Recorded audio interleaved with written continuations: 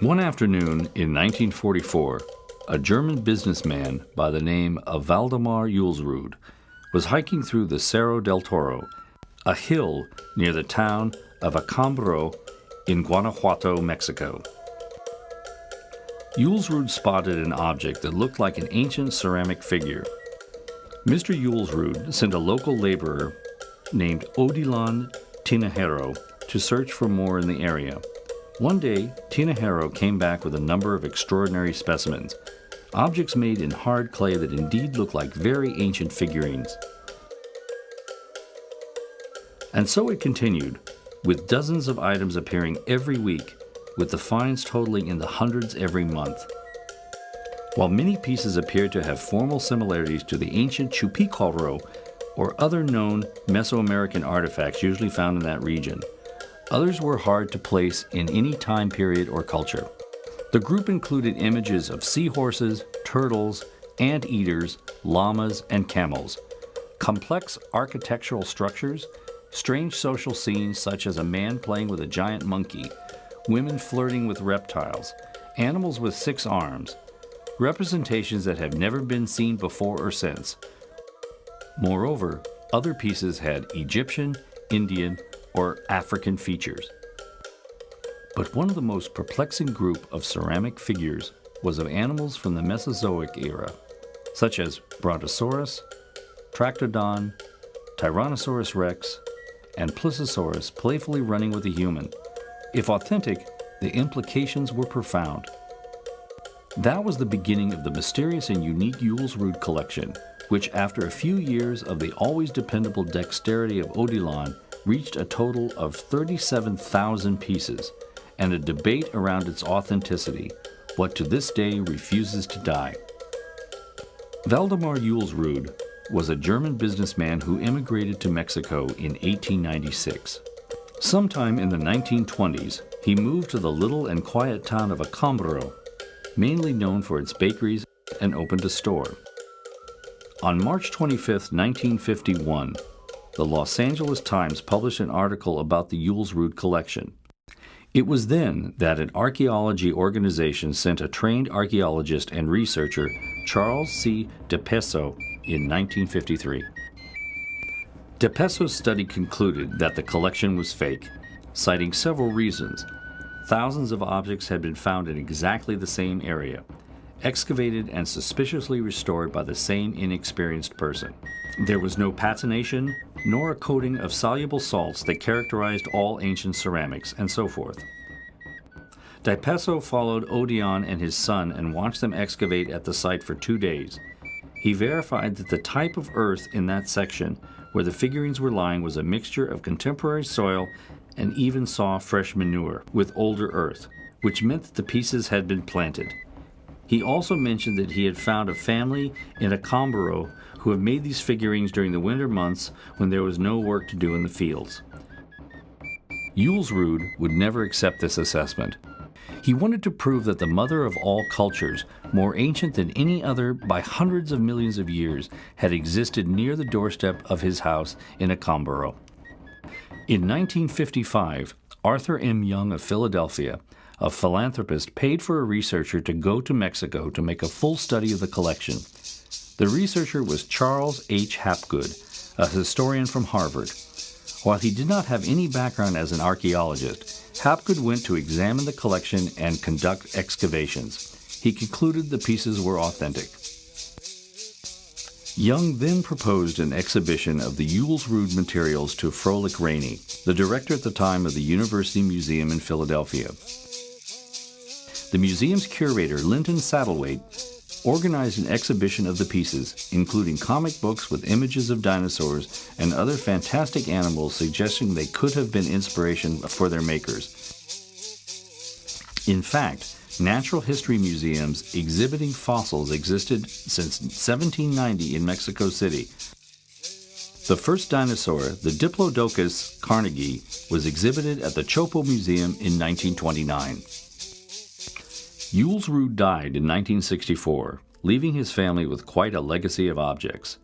Odilon vanished around that time, and no one seemed to have heard from him ever again. The mystery behind the creatures of Acámbaro continued, In 1969, 3 samples of the Acambaro materials were sent to be examined by the University Museum, where a new method of dating artifacts had been developed. Known as thermoluminescence, it consisted in calculating the amount of time since a particular crystalline material had been last heated.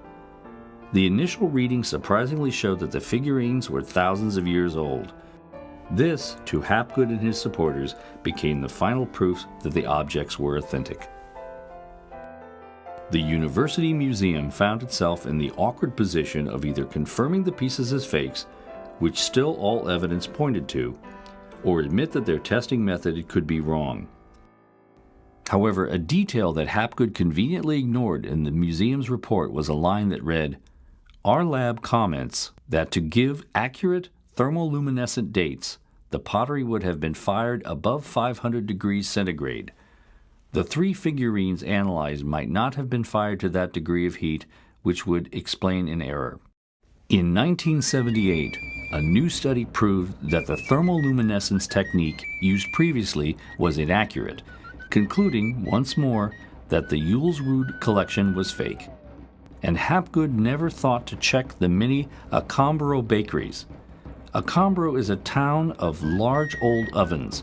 The clay pieces may have been baked next to loaves of Acambaro bread at less than 500 degrees. Las piezas precolombinas, al igual que cualquier otra pieza de cerámica, son absolutamente fáciles de repetirse, de copiarse. Tanto es así que los compañeros, cuando están estudiando arqueología, unos a otros se juegan trampas y se hacen figurillas y se las entierran para que se pongan muy contentos cuando las encuentran y hasta después les dicen, pues mira, yo te la puse, ¿no? The pieces ended up in storage in the municipality of Acambaro. In the 1990s, a group of American creationists made their way to Acambaro to revive the controversy. To them, the pieces proved that dinosaurs and humans coexisted in the world. The new attention to the objects resulted in the creation in 2002 of the Museo Waldemar Julsrud. Un poco imposible elaborar tanta figura. Hemos hecho algunos cálculos y se requeriría un ejército de gente para en el lapso que se coleccionó haberlas fabricado. Por eso nosotros tenemos la plena conciencia de que sí son de alguna manera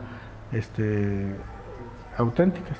De hecho, la única evidencia que se tiene es la de Odilon, que dice que se encontraban de 20 a 40 piezas a no mucha profundidad, a 2-3 metros de profundidad.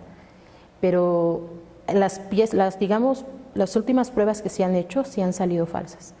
Sí han salido falsas porque hayan estado expuestas a muchos agentes contaminantes, entonces ya no es posible datar. Sin pintura es muy fácil hacer y muy fácil venderlas, sobre todo a los coleccionistas. Mire, a los coleccionistas maniáticos se les puede vender cualquier cosa, ¿verdad? Today, the web is full of various sites that exhaustively debate the authenticity of the pieces. A simple visual analysis of the objects may be the most objective and direct method to see the truth. Compared to authentic pre-Columbian objects, the Julsrud collection is inventive, but highly uneven. The Julsrud sculptures are crude in manufacture, formally indistinct and lacking unity and the type of cohesiveness that only a collective sense of purpose, that is, a cosmogony, by an entire society can inscribe. The manufacture of the Julsrud pieces is not too different from the thousands of pre-Columbian crafts that one can find outside of every single archaeological tourist site in Mexico. The original Chupicoro culture emerged around 400 BC, in the late pre-classic period.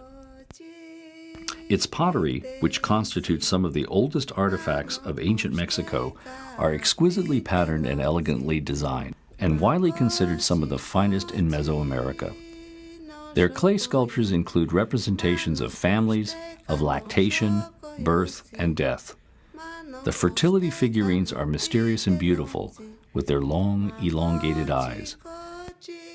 They often appear to be smiling, as if they were so satisfied about keeping their mystery from us, silently reveling in the fact that we, the living mortals, are so profoundly ignorant about the past.